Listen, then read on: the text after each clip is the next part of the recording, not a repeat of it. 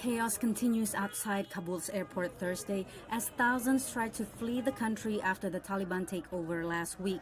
Parents passing their children to American soldiers as they try to climb over. President Joe Biden remains defiant. The withdrawal could not have been carried out more effectively, he said, in an exclusive interview with ABC News' George Stephanopoulos. We're going to go back in hindsight and look, but the idea that somehow there's a way to have gotten out without chaos ensuing, I don't know how that happens. Biden said no one could have foreseen the swift Taliban takeover, a possibility he has repeatedly dismissed since announcing the drawdown in April. Somehow the 300,000 troops we had trained and equipped was going to just collapse. They were going to give up. I don't think anybody anticipated that. Still, the failure to evacuate Americans and Afghan partners in an orderly manner and the rapid collapse of the American-backed Afghan military have raised doubts about the calculations behind Biden's foreign policy. Yes, it was a failure of leadership. It was mostly a failure of proper thought and planning. In just a few days, Biden's approval rating dropped by 7 percentage points to its lowest level in his presidency, according to a Reuters Ipsos poll. American public support for ending the war has also tumbled.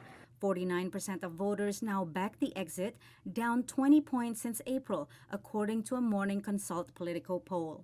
U.S. lawmakers vow to investigate the rapid Taliban victory and chaotic withdrawal. What we have seen is an unmitigated disaster, a stain on the reputation of the United States of America.